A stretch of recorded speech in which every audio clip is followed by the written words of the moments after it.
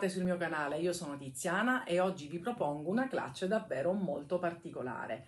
Ho utilizzato questa bellissima chiusura in legno e ho lavorato con il punto nocciolina che la rende molto particolare ed elegante. Ma prima di andare a vedere tutto quello che ci occorre per il progetto di oggi, vi ricordo di iscrivervi sul mio canale, attivare la campanella, seguirmi anche sui social e di tenere a mente la data 6 e 7 settembre perché sarò da Borgo dei Pazzi per un Open Day. A questo punto andiamo a dare un'occhiata ai materiali per il progetto di oggi. Per questo splendido progetto troverete un kit completo su gomitoli.com con lo sconto del 30% nelle date indicate, quindi mi raccomando non perdetele di vista.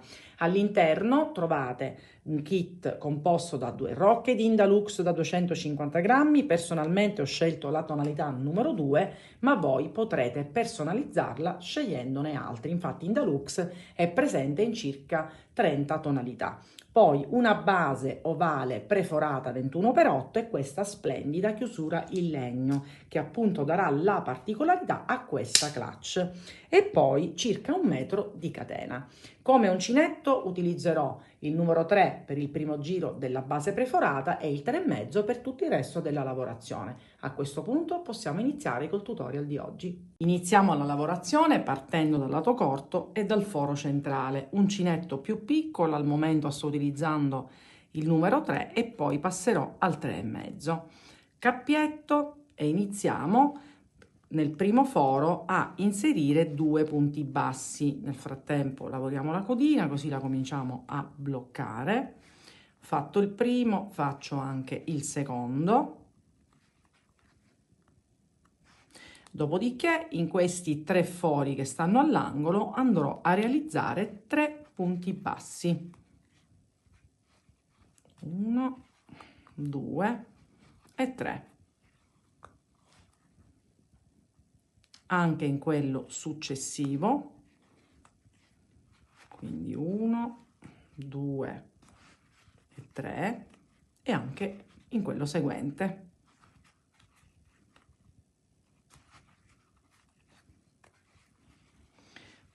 Iniziamo il lato lungo e iniziamo con 2 maglie basse sul primo foro, 2 anche in quello seguente,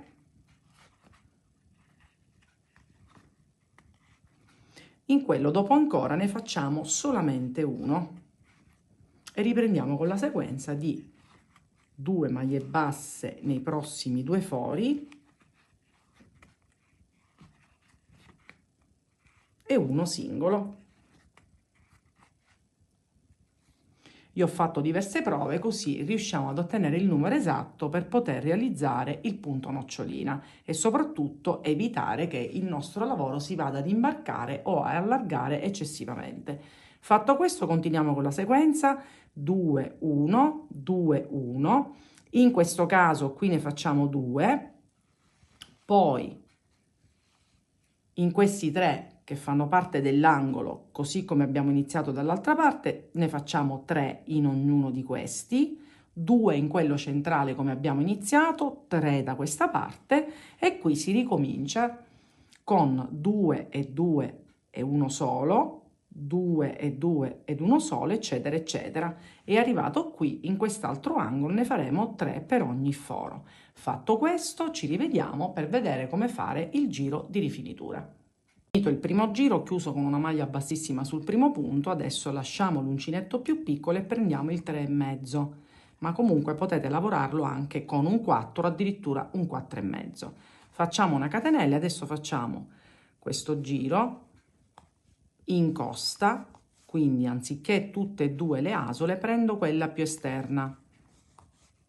In questo modo non devo fare aumenti ma semplicemente lavorare tutte le maglie che mi ritrovo. Dopodiché poi iniziamo a realizzare il punto nocciolina. Vedete? Quindi completiamo questo giro e iniziamo il punto nocciolina. Fatto questo giro di contorno, adesso che cosa facciamo? Una catenella e voltiamo il lavoro in questo modo, perché questo giro andremo a creare le noccioline che chiaramente devono rimanere sulla parte esterna. Quindi fatto questo, sul primo punto faccio una maglia bassa, un'altra in quello seguente e un'altra ancora, in totale saranno 3. Fatte queste 3 maglie basse, prendo il filo e adesso faccio la nocciolina, che saranno 3 maglie alte chiuse insieme. Quindi che cosa faccio? Entro, estraggo e chiudo a metà il primo punto alto, rifaccio la stessa cosa, un punto alto chiuso a metà, vedete?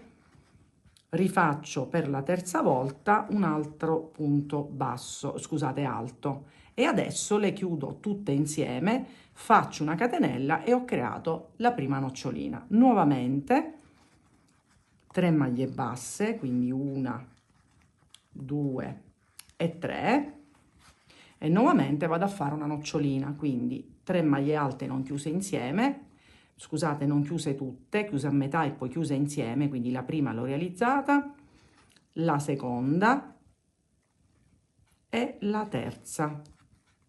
Dopodiché prendo il filo, chiudo tutte insieme e faccio una catenella e nuovamente le 3 maglie basse.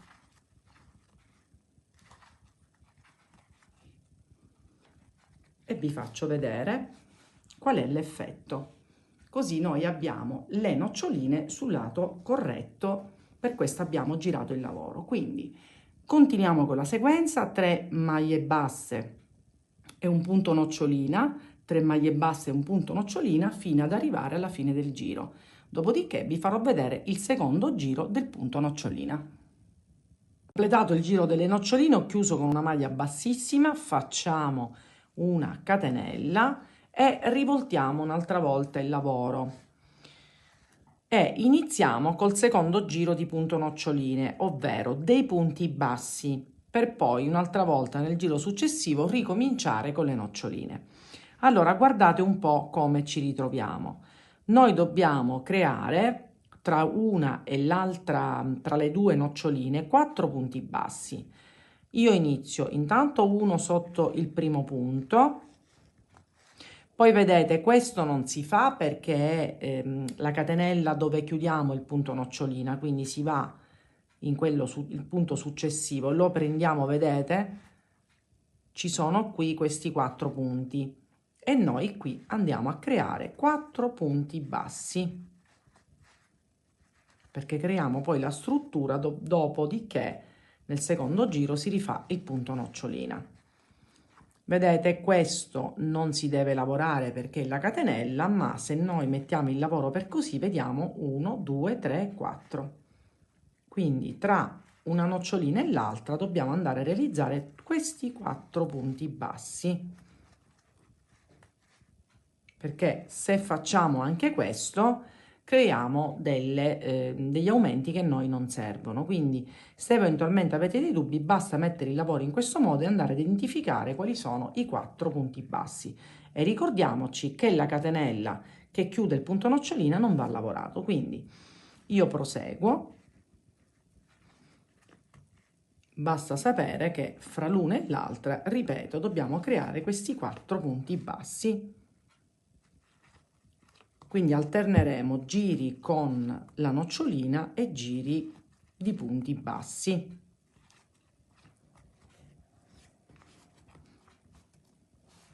Vedete? Quindi adesso noi facciamo tutto questo giro e ci rivediamo per farvi vedere come far cadere al centro la nostra nocciolina. Siamo a fine giro. Vedete, qui ne ho fatti 3, 1, 2, 3 e il quarto è il primo che abbiamo effettuato. Quindi su questo qui noi andiamo a chiudere con una maglia bassissima e abbiamo fatto il primo giro che poi comunque dobbiamo rivoltare. Ed ecco qua. Adesso noi che cosa facciamo? Una catenella, voltiamo il lavoro perché al solito le nostre noccioline devono andare al di fuori, se no verrebbero all'interno.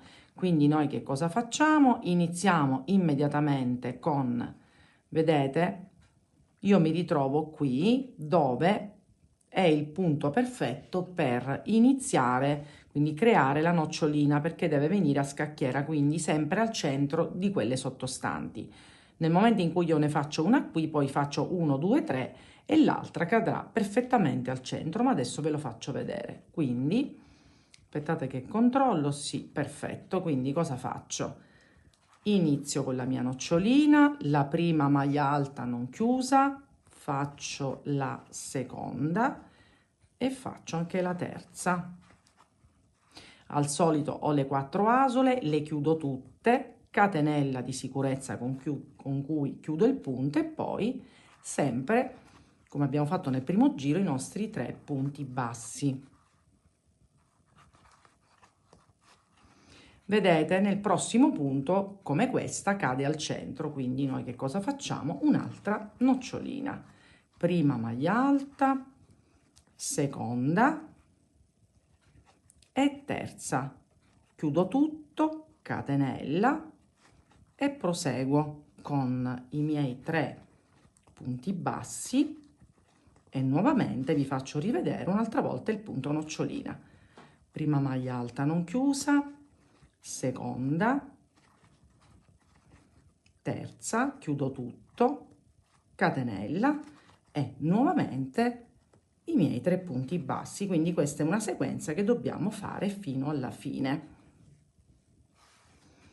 Vi faccio vedere come si presenta. Vedete, le noccioline che stanno nel giro dopo sono alternate e questo lo dobbiamo fare per tutti i giri successivi. Quindi dopo che facciamo il giro di noccioline si volta il lavoro e si fa il giro di punti bassi, poi quello successivo si volta sempre il lavoro, ricordandoci sempre che le noccioline devono andare nella parte esterna.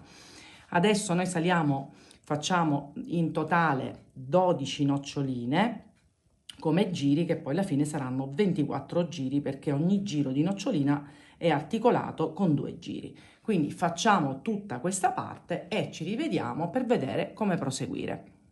Ecco qui la parte del corpo borsa con le noccioline terminato, quindi alla fine sono 12 noccioline, quindi un totale di 24 giri e ho raggiunto l'altezza di circa 16 centimetri. Adesso, quindi ho fatto anche il giro di ritorno di maglia bassa. Adesso dobbiamo stringere leggermente l'apertura per consentire poi alla nostra chiusura in legno di essere posizionata in modo perfetto. Quindi io una volta che ho terminato, quindi con i miei 24 giri, non devo più girare il lavoro perché adesso andrò ad eseguire, in totale saranno 5 giri. Il primo sarà fatto con delle diminuzioni e poi gli altri giri semplicemente le maglie che ci ritroviamo sottostanti, ma vi dirò adesso con esattezza. Allora, ricominciamo con dei punti bassi, ma io ho già fatto delle prove, ogni 5 maglie andrò a fare una diminuzione, quindi ne ho fatte 2,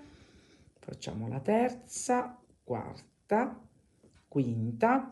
Adesso cosa faccio? Entro nel primo punto basso che non chiudo, entro in quello successivo e chiudo entrambi in maniera tale che trasformo 2 punti in un solo punto e faccio la mia diminuzione. Riparto con le mie 5 maglie basse, 3, 4 e 5 e nuovamente faccio la mia diminuzione. Nuovamente 5 maglie basse,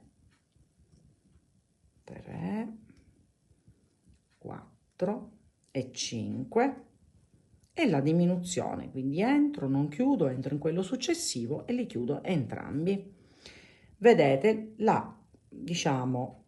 l'apertura si comincia a restringere, quindi facciamo tutto questo giro e ci rivediamo per vedere se l'apertura è corretta e possiamo proseguire con gli ultimi giri. Completato questo giro, adesso noi prendiamo la nostra chiusura e controlliamo che più o meno, vedete, anche se non sembra, ma l'apertura va benissimo perché deve essere abbastanza morbida per poi essere inserito qui dentro.